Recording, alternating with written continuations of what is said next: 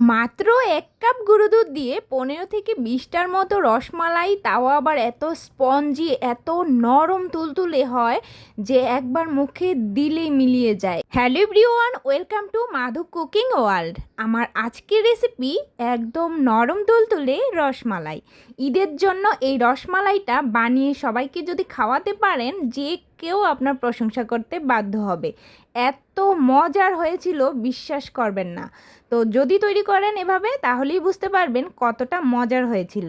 রসমালাই তৈরির জন্য একটা কড়াইয়ে 1/2 কাপ চিনি, 1 কাপ জল দিয়ে দিচ্ছি। এবার এই জল আর চিনির ক্যারামেল করে নিব। চিনির ক্যারামেলটা করার জন্য অবশ্যই চিনি জলের অর্ধেকটা হতে হবে। তো একদম লো আঁচে একটু সময় নিয়ে প্রথমে দেখতে হবে যে চিনিটা ভালোভাবে গলে যাচ্ছে কিনা। প্রথমেই নাড়াচাড়া করবেন না, এভাবে একটু রেখে দিবেন, তাহলে দেখবেন যে আস্তে আস্তে চিনির বলক আসা শুরু করেছে আর চিনিটাও কিন্তু ক্যারামেল হওয়া শুরু করেছে। তারপর দেখবেন যে একটু কালার যখন ধরে আসছে, তখন একটু নাড়াচাড়া করতে থাকবেন অনবরত।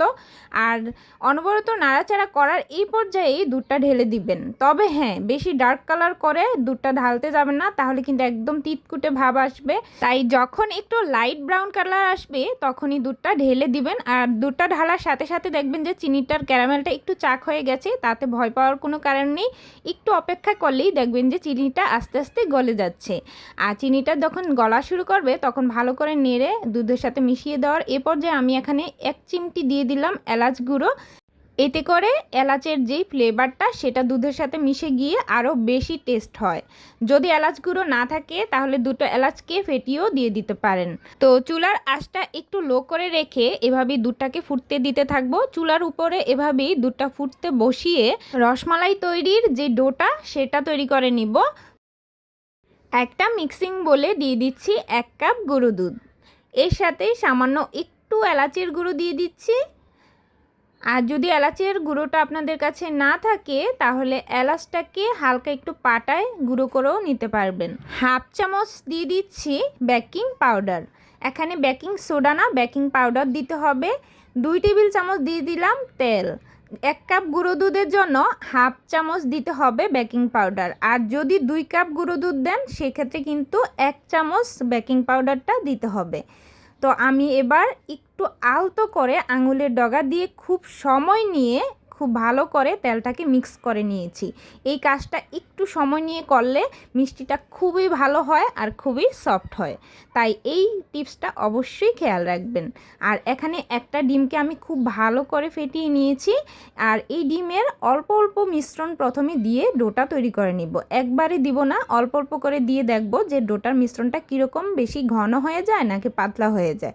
তো এখানে কিন্তু একদম পুরোটাই আমার লেগে গেছে।